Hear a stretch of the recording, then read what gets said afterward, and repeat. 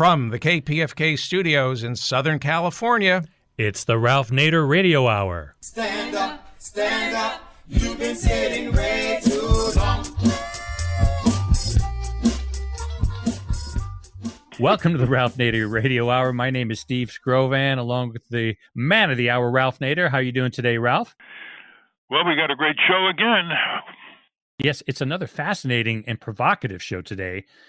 First up, we're going to speak to professor and social justice advocate Ruth Wilson Gilmore of the City University of New York. She was the subject of a recent New York Times Magazine article entitled, "Is Prison Necessary?" As reported in the article, in the United States, we have more than 2 million people sitting in prison, and most of them are black or brown and poor. Professor Gilmore argues for abolishing prisons and replacing them with social systems of support that will deter people from committing crime in the first place. It's an ambitious idea that we'll break down for you in the first half of the show. In the second half of the show, we welcome journalist Adam Higginbotham. We've talked a lot about the dangers of nuclear power in this program, and this comes at it from yet another angle. Mr. Higginbotham has written a book entitled Midnight in Chernobyl, The Untold Story of the World's Greatest Nuclear Disaster. And it's a gripping thriller. And personally, I'm curious about his take on whether he thinks nuclear power is a solution to the climate crisis. Maybe we'll ask him about that. In between, as always, we will check in with our corporate crime reporter, Russell Mokhiber. And if we have time at the end, we'll try to answer some listener questions. But first, let's hear the case for abolishing prisons. Ruth Wilson Gilmore is director of the Center for Place, Culture, and Politics and professor of geography in earth and environmental sciences at the City University of New York. Professor Gilmore is a co-founder of many social justice organizations, including California Prison Moratorium Project, Critical Resistance, and the Central California Environmental Justice Network. She was the subject of a recent article in the New York Times entitled, "Is Prison Necessary? Ruth Wilson Gilmore May Change Your Mind." Welcome to the Ralph Nader Radio Hour, Professor Ruth Wilson Gilmore. Thank you very much. It's good to be on. Indeed. Well, the subject, of course, is titled Abolishing Prisons, and I'm sure over 30 years of advocating for the reduction of prisons, Professor Gilmore, you know that this is a jolting phrase and tends to close people's minds. But you see it as a goal that we would like to have a society where peace reigns and where we don't need prisons. So I want to make that point, and just so we can get a grip on the various issues. In the New York Times, you were described as active in the movement for more than 30 years, and prison abolition, or abolitionists as they're called, is both a long-term goal and a practical policy program, calling for government investment in jobs, education, housing, healthcare, all the elements that are required for a productive and violence-free life. Abolition means not just the closing of prisons, but the presence instead of vital systems of support that many communities lack. Instead of asking how in a future without prisons we will deal with violent people, abolitionists act, how can we resolve inequalities and get people the resources they need before they mess up? That doesn't do justice to your full approach, but I wanted to put that on the record so that people know that if we don't have utopian goals, practical utopian goals, whether it's abolishing poverty, abolishing war, we won't work to them. And in reading what you've written on this, I see parallels with the military-industrial complex and its lock on our country. That is, if we assume that there are going to be wars, we'll prepare for wars, and as now, Trump will be provoking wars with John Bolton and Mike Pompeo in Venezuela and Iran. If we envision a world of peace, we'll devote more resources, staff, thinking, civic activity for waging peace. Do you see that as an interesting analogy? That is exactly the analogy I was hoping you might draw from those pages. And I do want to give credit to the person who actually wrote the article, the fantastic novelist and essayist Rachel Kushner, yes, who had the idea for it and pitched it to the Times and brought it to fruition after 2 years of work. Yes, one of the things that you point toward in your analogy is that we live in a country that is dominated by a political culture that proposes the way you deal with a problem is by killing it. The fact that most people who go to prison are not themselves killed doesn't really make that much difference because everybody's life is shortened by having gone to prison, as against the kinds of practical programs that we could easily realize with the brain power and money resources we have in this phenomenally wealthy country if we had the political will to do the work. Some years ago, I did a presentation in Milwaukee, Wisconsin on my work and my book, which is called Golden Gulag, about California. And one of the discussants who was asked to come and talk about my work was a county sheriff there in the county where Milwaukee is. And I was quite nervous, of course, because I thought he would be hostile. Not at all. He said, "We live in an age of legislated criminality."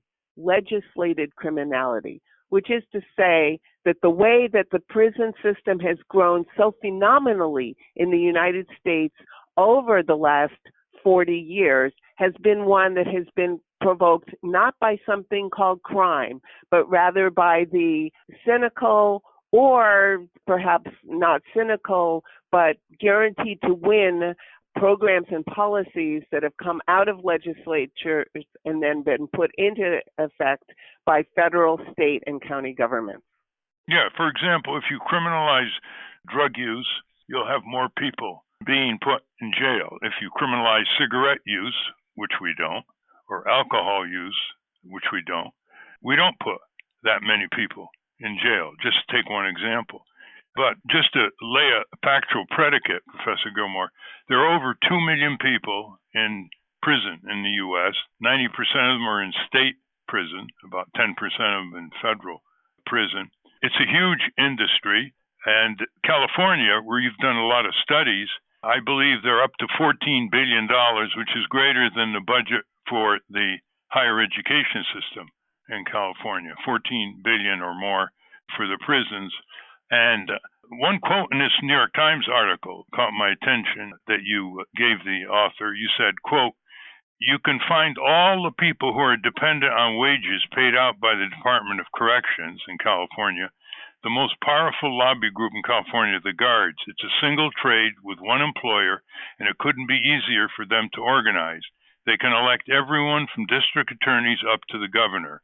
They gave California Governor Gray Davis a couple $1 million, and he gave them a prison," end quote. Do you want to elaborate? I think more people will listen to what you and other abolitionists are saying. If you describe just how prisons create the very problem that allegedly they were established to create, recidivism, brutality, spending years doing nothing in prison, not learning any trades, not getting ready for a productive life when they leave. This is true. Contrary to what many people think about prisons in this country, as you pointed out, 90% of people locked up are locked up in state or county facilities. And of those, 92% are public. So this huge amount of money flows through these systems on a daily, weekly, monthly, and annual basis. Huge amount of money. Where does it go? It goes to salaries. It goes to the various kinds of overhead it takes to keep a prison humming. If you think about a prison as a city, you can imagine what I'm talking about. The utilities are one of the big expenditures for any prison anywhere: water, lights, power. In addition, because so many of the prisons that are full to bursting today are relatively new, it means that the jurisdiction that built them borrowed money to do so, and they are doing debt service on those prisons. They could have borrowed that same amount of money to build more universities, to build elementary schools, to create parks, to create museums, to create all kinds of things that would be life-affirming. So it's not a matter of whether or not the resources are available, but again, the political will that determines how we use the resources.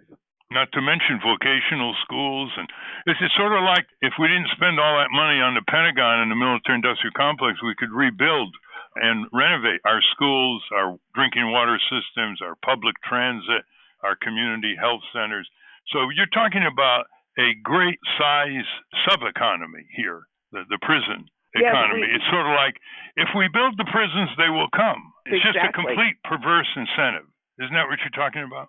That is exactly what I'm talking about. That if they build it, they will fill it. In fact, one of the organizations that I and some other people founded 21 years ago in California was called the California Prison Moratorium Project. And we had a really difficult but very focused goal, which was to keep California from building the 24th of 24 prisons, that they were opening a prison a year over more than 2 decades.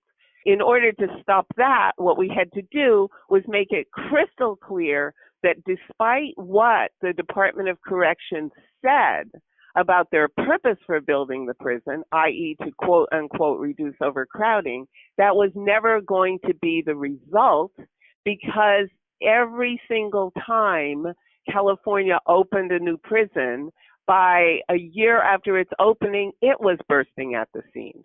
So there was never, ever, ever a horizon of non-overcrowding that would justify the enormous expansion of prison infrastructure in that state, or any other state for that matter.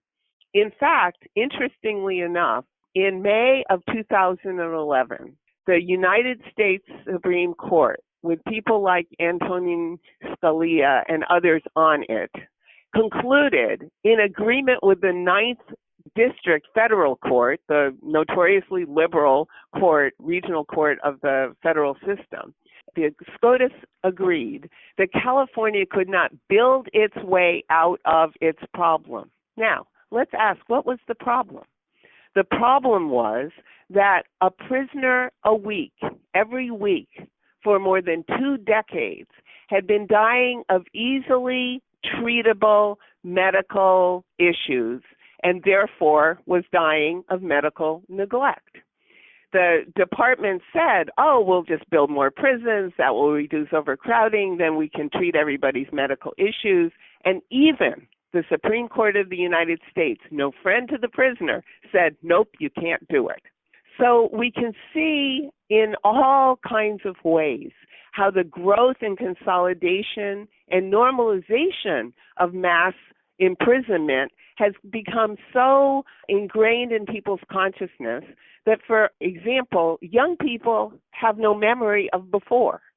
Just as young people today have no memory of before the permanent wars that started at the beginning of this century. They have no memory of it. But that doesn't mean it is inevitable that things are the way they are. Mm-hmm. Well, less than our listeners think that Professor Ruth Gilmore is an armchair philosopher and a distinguished author. She has done a lot of street organizing, South Central Los Angeles. She comes from a distinguished civil rights family in New Haven. Her father, among other things he did, desegregated Yale Medical School. And not only that, but you've helped stop building some of these colossal prisons. Didn't you help stop a proposed huge women's prison in Los Angeles? We helped stop some new women's prisons that were going to be dotted around California, and then subsequently some of my colleagues who are still there on the ground in Los Angeles every day have managed to stop a huge new women's facility that had been proposed at the cost of some billions of dollars for the Los Angeles area. Yes, I have done grassroots work in urban and rural America. One of the questions we put to ourselves 20 some odd years ago was, why is it that people in urban areas assume that people in rural areas where most of the new prisons are put want the prisons? And then we asked ourselves the flip side of that question, why is it that people in rural areas assume that there are all these problems in urban areas for which the rural prison is the solution? So we started organizing back and forth between rural and urban, already organized people working on issues of environmental justice, who are trying to stop the use of pesticides that were causing cancer, people in urban areas who are organizing to clean the air so that their children would not suffer from childhood asthma, which has been deadly in many poor communities in urban and rural United States and so forth. So we put people together who assumed that they were antagonists so that they could discover on their own, not because I lectured them, but because we came together and talked, they could discover what they had in common to try to build the world they wanted for themselves and their households, their children, and their communities. Which is exactly what should be done in the militarism area, because the military budget is like a jobs program instead of building public services and creating jobs. And the prison system is pushed like a jobs program, and they go to these legislatures after some very severe violent crime, and the legislature says, build more prisons, put them in there, lock them up and throw the key away. So it's easier to get revenue from state legislatures for the prison system than it is for prevention, when it is for a kind of economy that gives people meaning in life, dealing with younger people who've lost any sense of meaning in life and get into trouble. That's much harder, starting with young children, for example. That's much harder to get money from. Isn't that thing? It's much easier for politicians to throw the money into more prisons, more guards, and all the sub-economy, as you have described it in your writings, that feed off this. I mean, you name a job, and it's associated with the prison. Accountants, yeah, they're associated with prisons. Construction, yeah, they're associated with the prisons. Transportation, yeah, they're associated with prisons. So how do you turn that around? Because it's so absolutely destructive. It's monstrous. It's a cancer. It is monstrous, and yet the only way to think about these things without becoming completely depressed and locking oneself in one's closet is to think, well, the size means there are all kinds of people who might become energized by working toward an alternative future to the one that they can right now anticipate. So, for example, let's take all the people who work in prisons who are not guards. So they are teachers, they are locksmiths, they're secretaries, sometimes they're janitors, although usually people who are locked up do the janitorial and cooking work. Just ordinary people who make low to medium wages on their jobs. Many of them are organized, which is to say they belong to public sector unions. AFSCME is one of the big parent unions, and the SEIU is another one. And what they do could be done anywhere. A secretary is a secretary. A locksmith is a locksmith. A janitor is a janitor. A mechanic is a mechanic. A teacher is a teacher. And so we organized in California, as well as in some other states, with people who had spent their careers teaching inside, because they knew that the people they taught inside prison who became literate, many people who go to prison are functionally not literate when they arrive. They became literate, but in becoming literate, they also developed different ways of thinking about the world and themselves. They participated in classrooms and therefore did certain kinds of interaction with people they otherwise might not talk to, and enlarged their sense of the world, although their everyday life in prison seems very small. The teachers are the ones who, more than almost anyone else, watched the gargantuan bloating of the prison system from the early 80s to present, and they could see, and like Cassandra, they kept saying it, they could see this is going to come to no good because the rehabilitative work that we've ever been able to do inside is going to be completely erased. It's going away. It's not going to happen, and that is the case. Education programs shrank. Bill Clinton canceled a certain kind of federal grant for people in prison who wanted to study college courses, so that closed their horizons. And people who are listening to this show have got to understand, most people who go to prison, no matter what the conviction, leave prison. So imagining that somehow prison is this place where people are sent and then they stay there forever unless the abolitionists have their way is absurd. People go, they come out. So one, why have people go? Why not have things in place before people mess up. And two, when people come out, why have this system of permanent punishment instead of the things that are necessary? Education, housing, healthcare, culture, well-being, not just for them, but for everyone. Well said. For everyone. Well said. There are 2.2 million, as I said, people in prison in this country. A little over half are Black and Latinos. There is a shrinking of the prison population, a modest one, I understand, in the last couple of years, so it's not going in the wrong direction.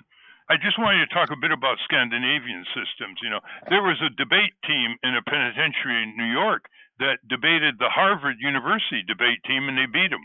There are really great opportunities when they have access to law books, when they have access to athletics in the prison itself, how they can fulfill themselves. And this is instead of this brutish solitary confinement for saying the wrong word and the warden didn't like it, or this brutish type of stuff in the Angola jail in Louisiana where they were in solitary confinement.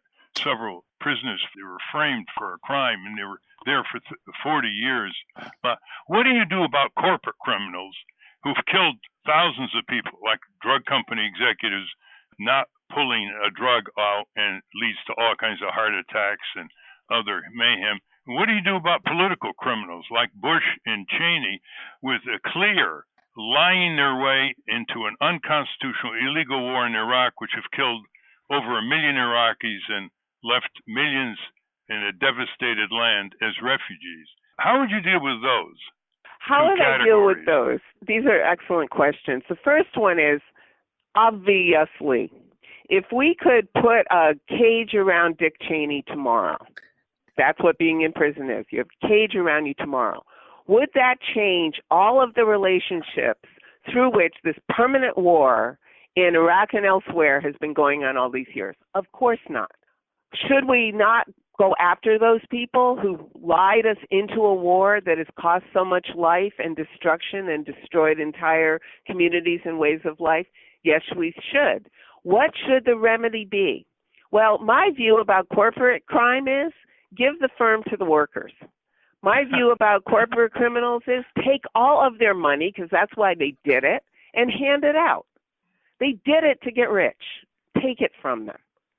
Take it from them. That's the thing they care about the most, money. If they didn't, they would have put the $8 part in the Pinto gas engine and people wouldn't have died.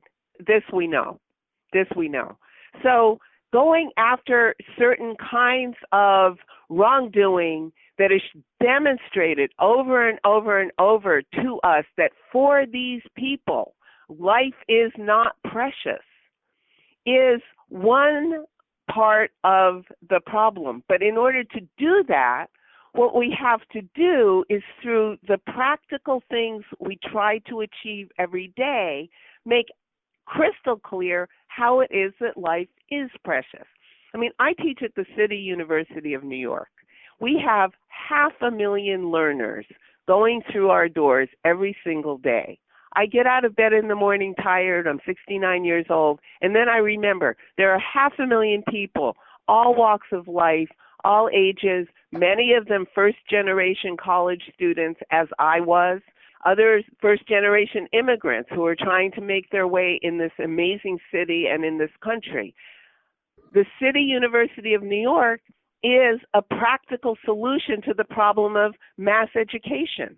And of course, as you said way earlier in our conversation, people don't have to go to college. They can have vocational training. They can do whatever it is that they find enjoyable and meaningful for their lives. These are all abolitionist moves. And I want to say one more thing. We're coming close to the end of our time. At the moment, as we speak, there are in the United States of America about 70 million, that's 70 million people who will have a hard time getting or keeping a job because of some record that they bear for arrest or conviction, whether or not they were locked up. But that includes many people who were formerly incarcerated. 1 out of 5 people 70 million in the country. people. That is half of the workforce of this country. Half of the labor force of this country is made so vulnerable because of criminalization.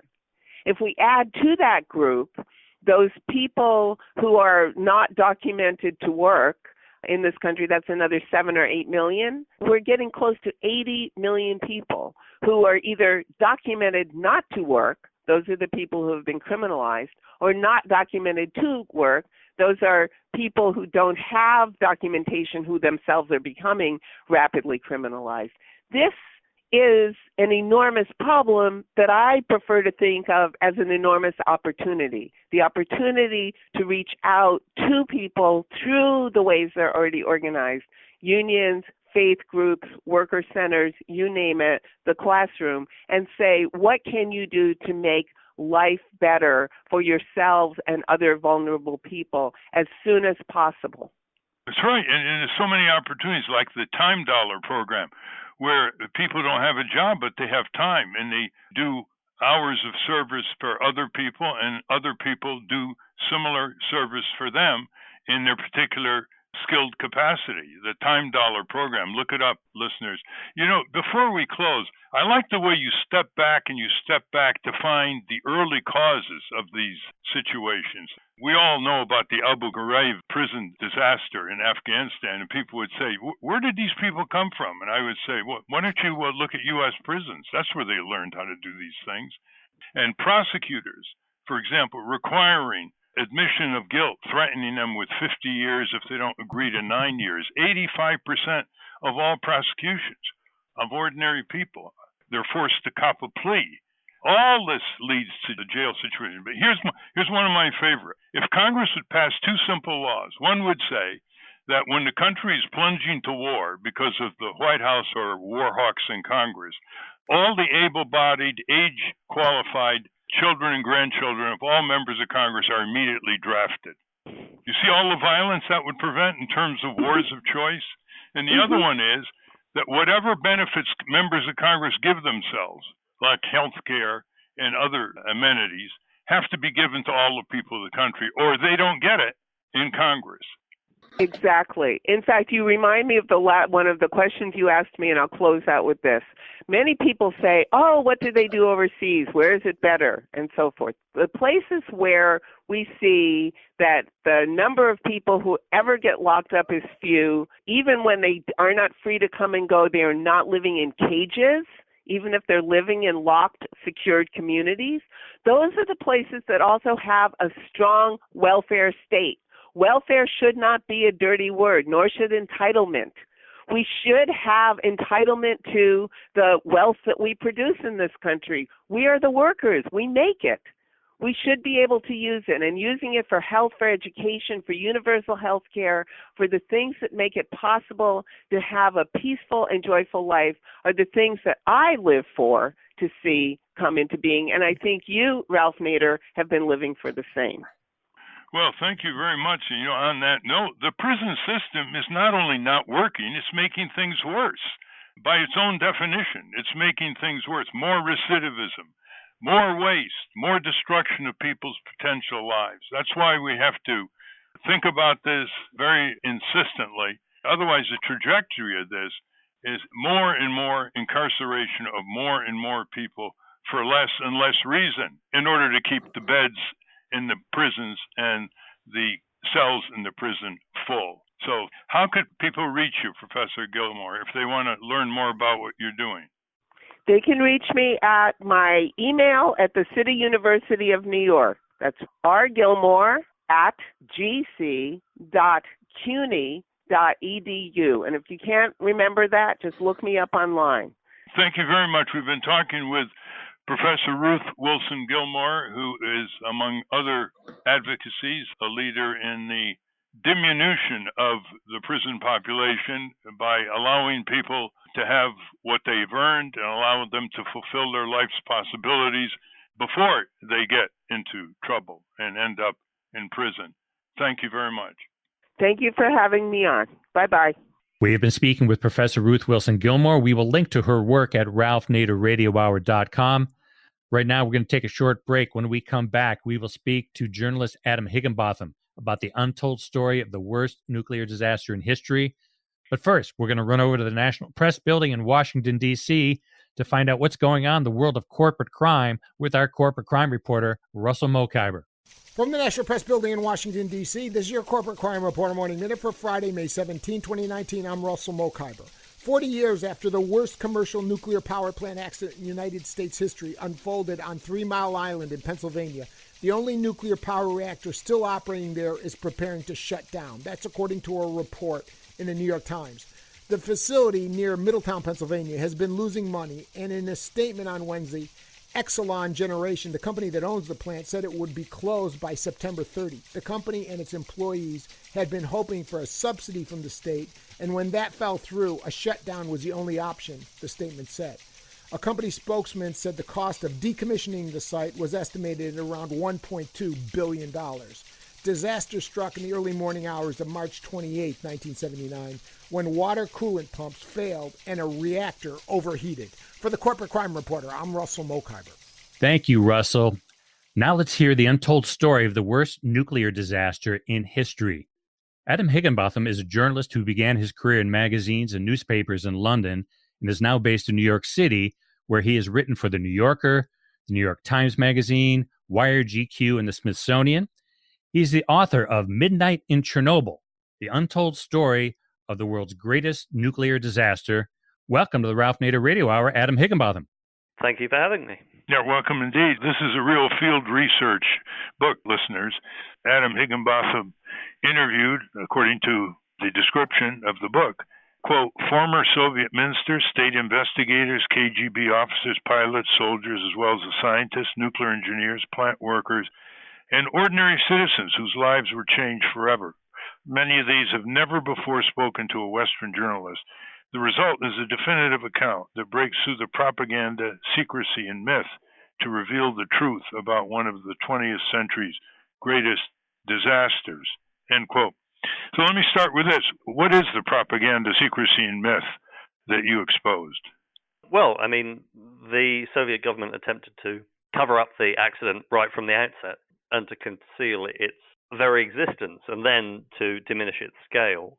And subsequently, it took them a while, but they did, after a few weeks, manage to get a kind of propaganda handle on what they were allowing to be reported. So then they developed a kind of heroic tale that could be sold to not only the Soviet population, but around the world, that concentrated chiefly on the efforts of the firefighters who went in to contain the catastrophe in the immediate minutes after the first explosion, diverting attention away from all the things that they'd got wrong and the subsequent disasters that almost developed and that they feared were going to develop after the first explosion. And then, this effort continued for as long as the Soviet Union was in existence, because as the first anniversary of the disaster approached, the propaganda minister in the Politburo then presented Gorbachev and the other members of the Politburo with a series of communication strategies, really, to kind of sell the world on the idea that the results of the catastrophe were not as great as everybody feared and that everything was really going to be okay. It goes from the largest strokes of cover-up to the kind of most minor parts of it's truly amazing. Spinning the news, I think.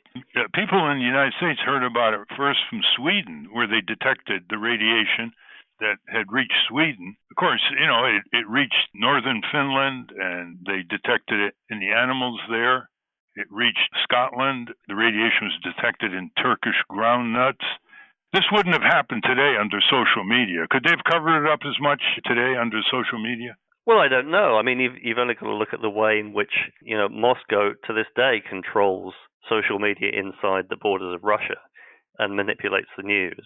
I mean, they didn't succeed in covering it up in 1986. So, I don't think that the profusion of more means of communication would have made it any easier to cover up. Yeah, well, as you point out in your book, this is the biggest release of radiation of any nuclear power plant disaster, bigger than Fukushima, I take it, huh? I think so. I mean, it's certainly in terms of the public health impact and the amount of people whose lives were overturned by what happened, it's certainly the largest nuclear accident in history. I remember that the Phil Donahue show, which had an audience of 10 million people, Phil actually went to the Chernobyl area, hour and a half or two, I guess, from Kiev, And he went into the abandoned villages. And I remember, he'd walk into an abandoned house and they'd open the door and it would creak open. Tell our listeners how large an area is to this day considered uninhabitable in Ukraine. Well, the area that was evacuated immediately after the explosion and the months that followed was between 1,000 and 1,500 square miles in the area immediately surrounding the power plant. And that's the area that remains abandoned and has gradually been expanded by both the Ukrainian and now the Belarusian governments. And how many villages and towns? And what was the biggest one that was evacuated? That's a good question. I don't think I know the answer to that. I mean, Chernobyl itself, which was the county seat, the local administrative capital, was a pretty large town. The nearest place, which was Pripyat, which was the company town that was built to house the workers who worked at the plant and their families, had a population of around 50,000 people at the time of the accident. And they were all evacuated within 2 days after the explosion. Tell us how the accident actually happened inside the plant. And are there any models like that in the United States, or is it a distinctive Soviet model without a fail-safe containment shell? Is that what's the problem with it? They didn't have a second shell? I mean, that's one of the problems with it, but that's kind of, that's the last in a whole chain of different problems. Mm-hmm. Explain that. No, you're right. The reactor, which was known by the acronym RBMK, was a Soviet-designed reactor, which was never built outside the borders of the USSR, and indeed couldn't have been because it wouldn't have passed any international safety regulations for nuclear power plants.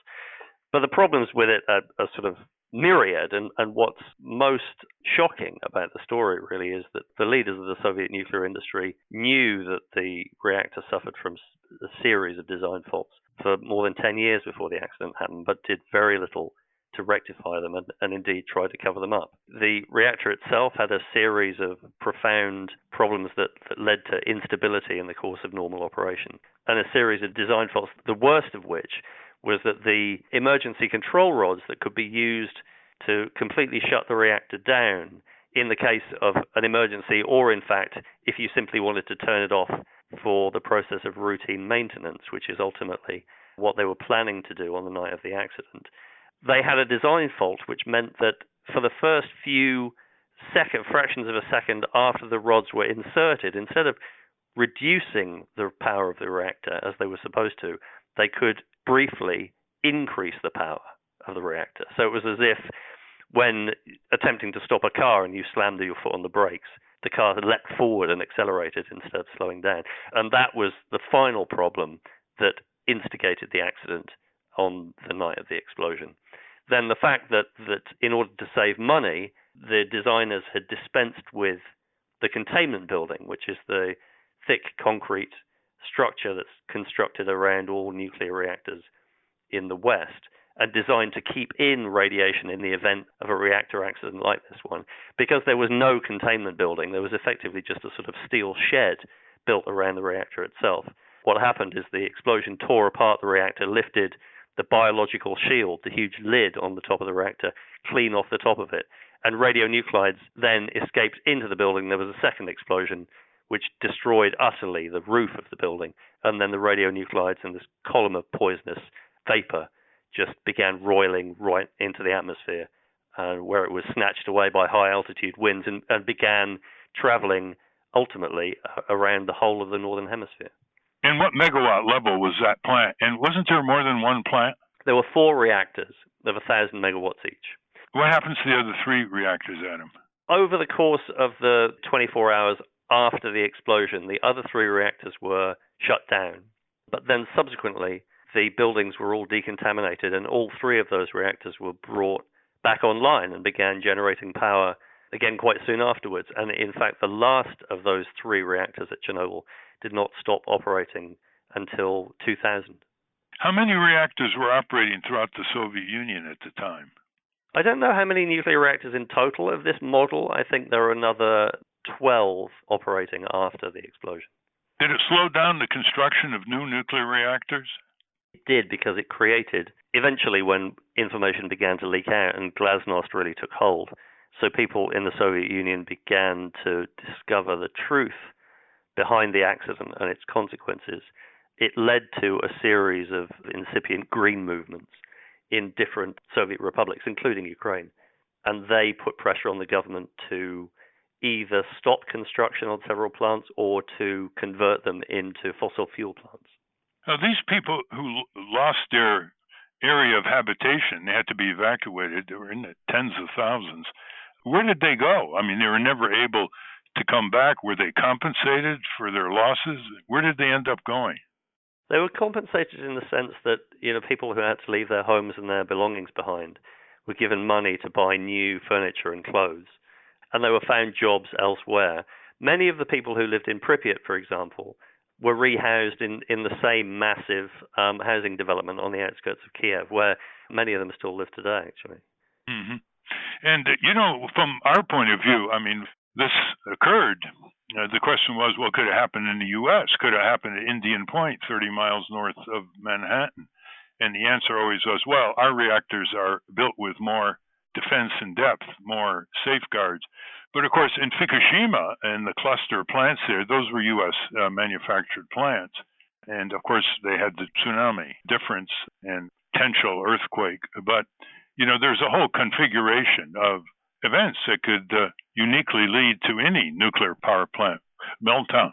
But what disturbed some of us the most was the attempt by pro-nuclear forces to downplay the number of casualties from Chernobyl, down to a few hundred deaths, perhaps, from cancer, radiation exposed, the workers, the firefighters, some of the helicopter fighters. And when studies started being made in Eastern European and Russian technical journals, there's almost a sneering approach by the apologists for the nuclear industry. The New York Academy of Science, as you know, published one of the summary reports of the various research articles from Eastern European and Soviet scientific studies, and then suddenly it had to withdraw it under pressure, saying, well, those aren't really carefully done scientific controlled studies, etc. Did you dig into that at all? Because we located a very prominent biologist, one of the most prominent in the Soviet Union, won all the prizes, who questioned the playing down of these various studies in the Soviet bloc scientific journals. I don't know. As you know, it's an extremely controversial area, and it's very difficult to tell where the truth lies. So what I can say is that, what I do in the book is I show the different parameters of the number of casualties that are connected to the accident. But certainly most of the radiation scientists that I spoke to suggested that the figure's definitely at the lower end. I mean, the study done by Elizabeth Cardis in France, for instance, estimates around 9,000 fatal cancers that can be directly attributed to the accident. And at the other end of the scale, these figures from Greenpeace that go up into the hundreds of thousands. I just think that the attempts to cover up and manipulate the data on the behalf of the Soviet government at the beginning of the accident, as data could have been gathered, means that we're not really ever going to know the true answer to these questions. And there's always the question is how far out, how many years do you do the studies? Because radiation lingers a long time, as we all know. And if you do the studies immediately after the accident, say 6 months, you get one set of figures. If you do a longer range, which is what these Soviet bloc scientists were doing, you come up with a different. The reason why this is so important is that every time there's a nuclear accident, much less than the Chernobyl one, the industry puts out its usual press release. Nobody died from Browns Ferry. Nobody died from Fermi. Nobody died from 3 Mile Island. And the public doesn't have an independent source of scrutiny and data generation. We're left with the Nuclear Regulatory Commission, its predecessor, Atomic Energy Commission, which basically, have a promotional function as well as a safety function. And it's pretty well known which part of the duty of these agencies predominate. But you've had, people who served on the Atomic Energy Commission, Nuclear Regulatory Commission, like Peter Bradford and the former chairman who just wrote a book on it. Are you getting any concern as you discuss this book around the U.S. on media and perhaps in audiences? Any concern that this midnight in Chernobyl, while it had its unique Soviet problems and cover-ups, that it should send a a Roman candle up a warning about nuclear power plants in our country? I tend to think that although the Chernobyl accident has been used as an anti-nuclear talisman, I prefer to see it as emblematic more broadly of an overconfidence and excess of trust in high technology. I think that the accident was a result of secrecy and cover-up, and above all of technological hubris, and of people who treated, a technology that needs to be treated with the utmost respect, with great recklessness. And the leaders of the Soviet nuclear industry, were reckless in their approach to radiation. They were reckless in their approach to nuclear reactor design.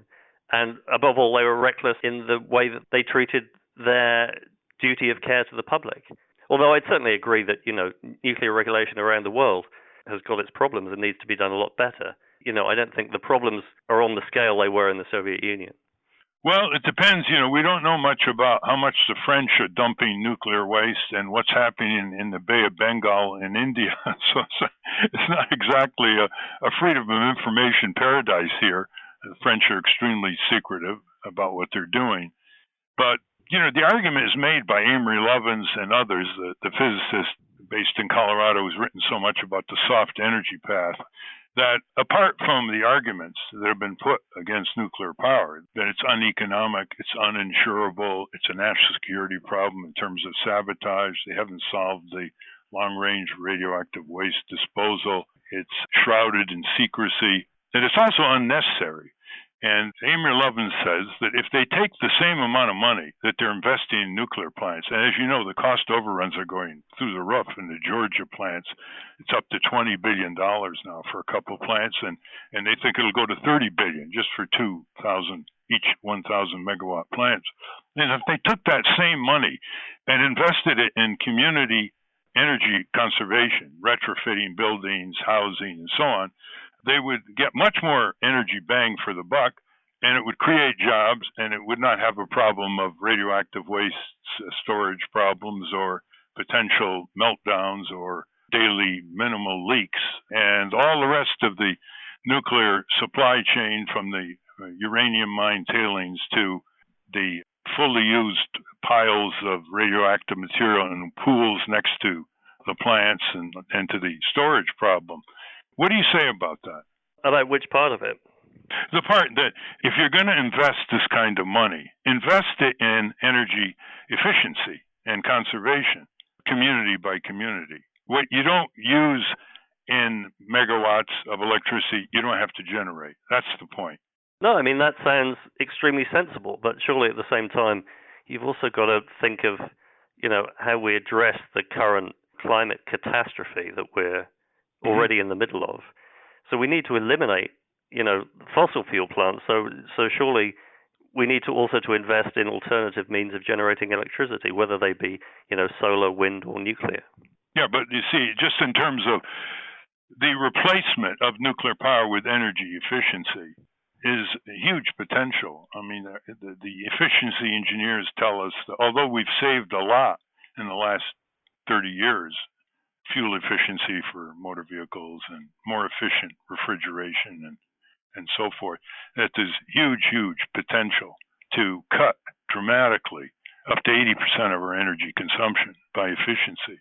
Of course, efficiency doesn't increase sales. It reduces sales. So the powers that be that hover over Washington have always been focused on expansion of energy production facilities.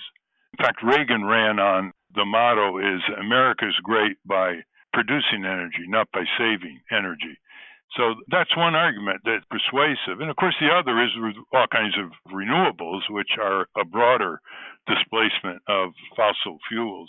So you're coming out of this Chernobyl experience, and were you ever personally afraid of getting exposed to the residual radiation around Chernobyl? Because I know you were there. Sure. I think that I think that there would have been something wrong with me if I hadn't been concerned about it. But, except in specific hotspots, the contamination is not such that there's any need to take precautions apart from, being careful that you don't breathe in dust and you sort of, don't get down on your hands and knees and eat your meals off the ground. Did you personally have a dosimeter? Yes, I did. I mean, certainly when I first went there, because I began reporting on the story in 2006. And back then, I didn't have my own dosimeter, and the people that there were guides who I worked with that the Ukrainian government obliges you to have when you go into the exclusion zone, whose attitude towards radiation was pretty reckless. And at that point, I did not have my own dosimeter. So certainly when I began reporting the book, one of the first things I did was to make sure I had my own so I knew exactly what was going on radiation-wise at any given time. Well, it took a considerable degree of personal courage, I think. I'm saying it, not you. Because why did it take so long for a Western journalist to do the definitive story, which you have done in this book, listeners, Midnight in Chernobyl, the Untold Story of the World's Greatest Nuclear Disaster? I mean, why did it take so long for Western journalists to tell the untold story? Yeah, believe me, this was a question that occurred to me in the middle of reporting the book myself. It wasn't easy because I don't speak Russian.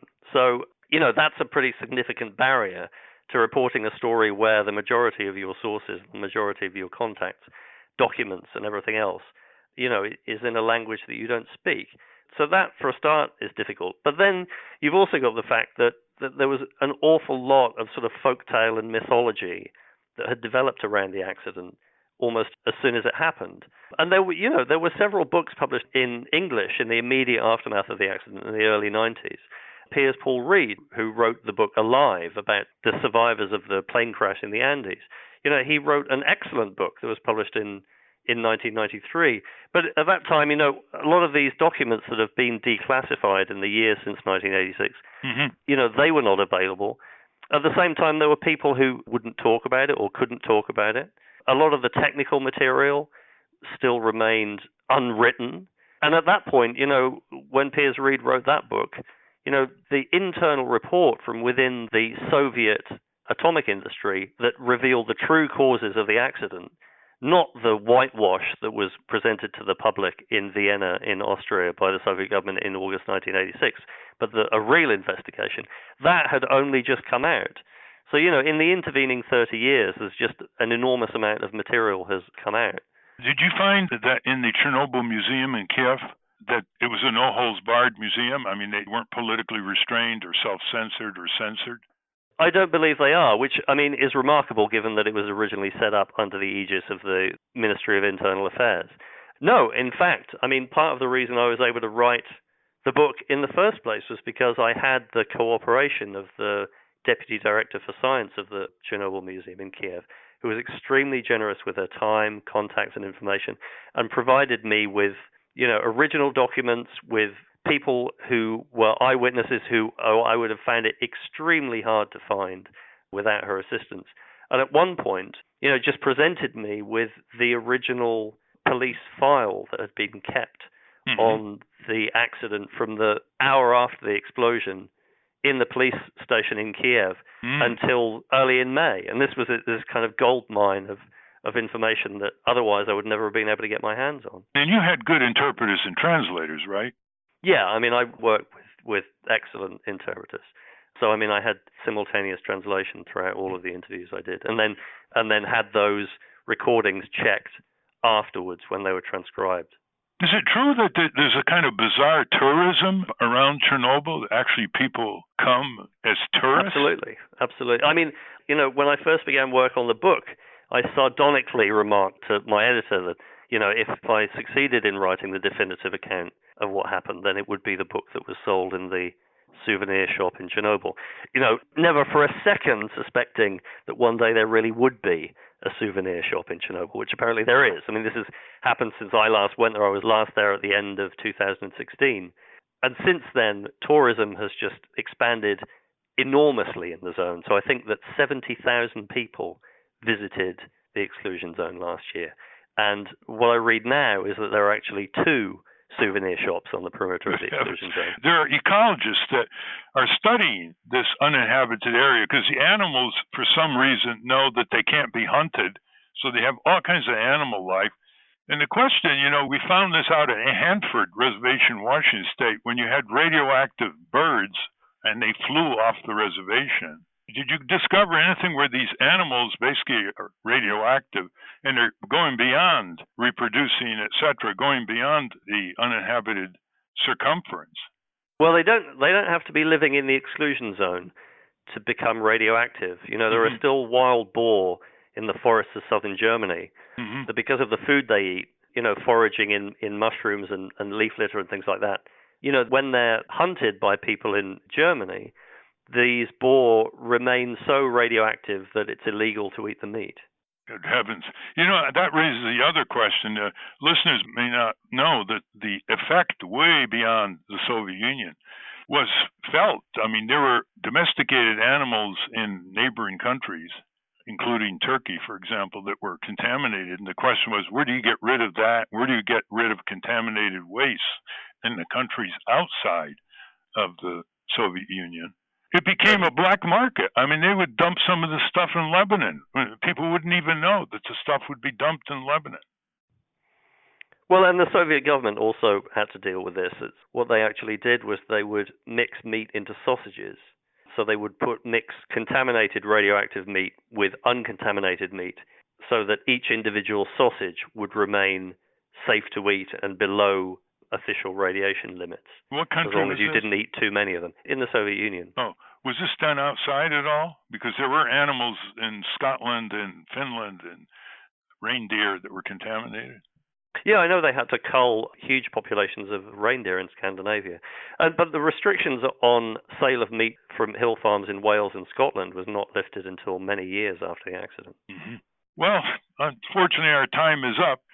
Thank you very much, Adam. We've been talking with Adam Higginbotham, author of the gripping nonfiction book, Midnight in Chernobyl, The Untold Story, the World's Greatest Nuclear Disaster. It affords a lot of lessons for us listeners in terms of the kind of choices we make in our energy economy. Thank you, Adam. Thank you. As Ralph said, we have been speaking with Adam Higginbotham, author of Midnight in Chernobyl, The Untold Story of the World's Greatest Nuclear Disaster. We will link to that at ralphnaderradiohour.com. I want to thank our guests again, Ruth Wilson Gilmore and Adam Higginbotham. And join us next week on the Ralph Nader Radio Hour when we speak to journalist Andrew Coburn about how bloated defense budgets actually weaken our armed forces. Thanks, Ralph. Thanks, Steve, Jimmy, and Elizabeth Solomon, who does our transcripts. If you're really interested in changing this country for the better, listeners, underneath all is the Congress. So get copies of that paperback action manual, How the Rats Reformed the Congress, and go to ratsreformcongress.org for a specific tutorial on how to set up a Congress Watch local, starting small and getting bigger in your own congressional district. Hello, this is Jimmy Lee Wirt, producer of the Ralph Nader Radio Hour, and welcome to the wrap-up. First off, Steve asks a question of Adam Higginbotham. Steve Scorvan, do you have any comments or questions? It's quite a fascinating book. We've been talking with Adam Higginbotham, the intrepid author of Midnight in Chernobyl, The Untold Story of the World's Greatest Nuclear Disaster. There's also a contemporaneous HBO documentary on this. Before we end, I'd like to get your opinion on that, Adam. But Steve? Yeah, Adam, I was wondering, this explosion that occurred, was this a nuclear explosion, like a chain reaction explosion, or was it more like a dirty bomb, which for our listeners means a conventional bomb that just releases fissile material? It was more like a dirty bomb. I mean, it's one of the things that it's very easy to sort of misunderstand about the explosion inside the reactor. It was caused as a result of the fission process running out of control, but it was not a nuclear explosion in the same way that, the explosion engineered deliberately into the heart of an atomic bomb as a nuclear explosion. Right. Tell us about the HBO theatrical. Actually, it wasn't a documentary. It's a theatrical, isn't it? It is. It's a dramatization. Mm-hmm. What did you think of it? It's had mixed reviews. I mean, I've only seen 2 episodes of it, and it's, as a TV drama, it seems great. But, they do things with the show that I wasn't able to do in a history book because... Literary license, you mean? Yes, yeah. And so there's a lot of stuff about it that is fictionalized. And what is the title of the film? It's just called Chernobyl, I think. Uh-huh. Yeah. And now, Ralph answers a couple of your listener questions. Okay, Ralph, let's do some listener questions. This first one comes from Daniel Giovadoni, and subject is, how do we boycott Boeing? And he says there's a lot of negative sentiment online. If we channel it right, I think a good boycott could be organized. Is there anyone actively working on this? I have several ideas. I also wanted to build up a subreddit on Reddit, but it would be nice to work with other people on this project. Please connect me if you know of others. Correct, Daniel. Go to flyersrights.org. That's a consumer group with 60,000 members. You might want to join and give them your ideas. The boycott of Boeing is just beginning. One way to boycott is when you get reservations to fly, tell the airline that you do not want to ever fly the Boeing 737 MAX, and you would appreciate it if on the boarding pass information that you get that the kind of aircraft is described. They don't do that at the present time.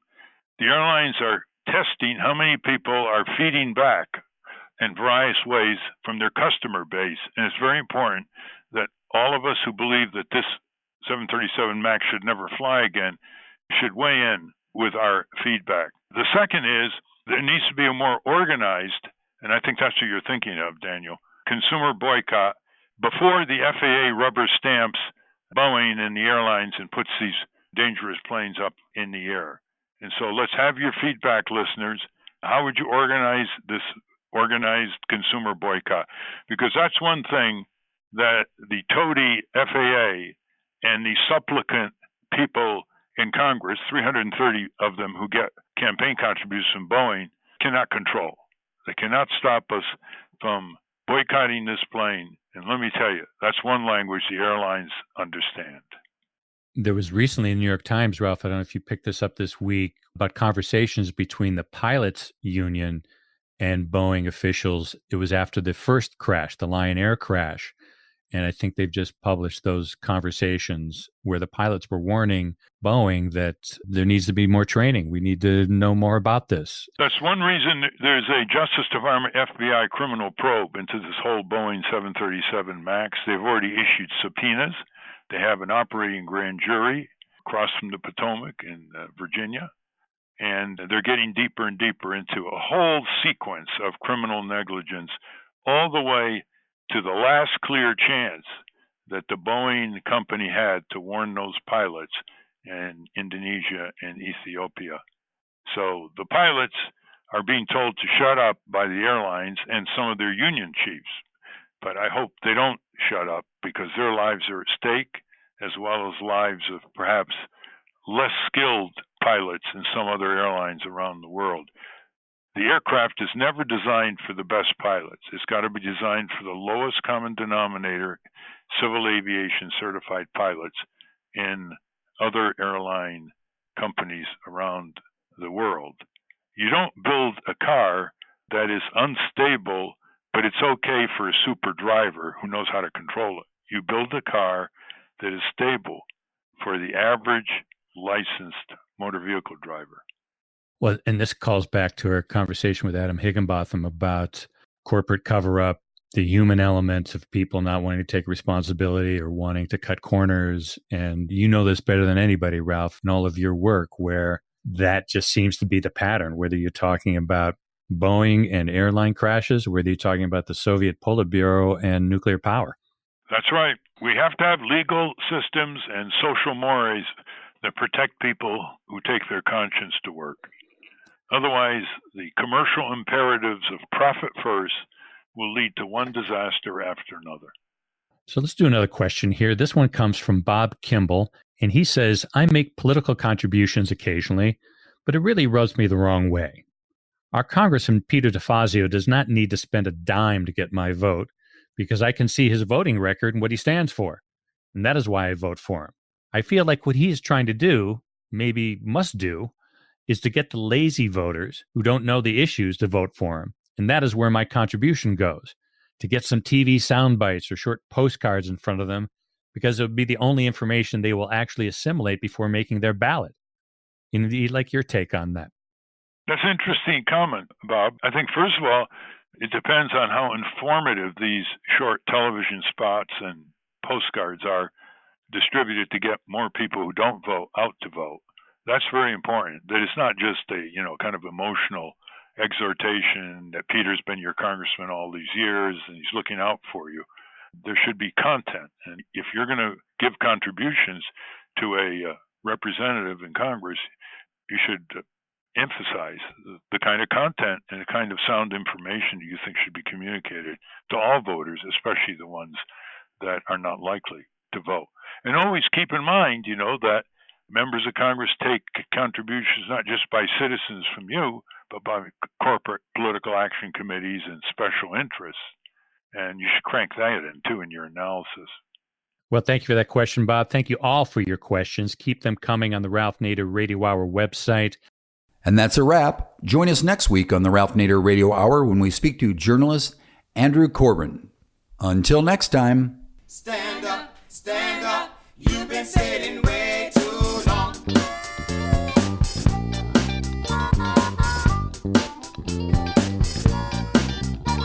Thieves in the temple, too much money changing hands.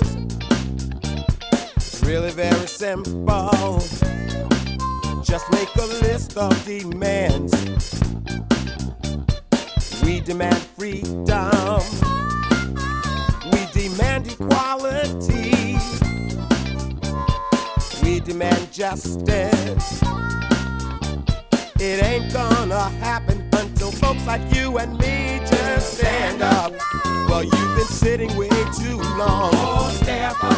You know what's right and you know what's wrong. Rise up. Don't let the system hold you down. Stand up. Oh, stand up. Oh, you've been sitting way too long.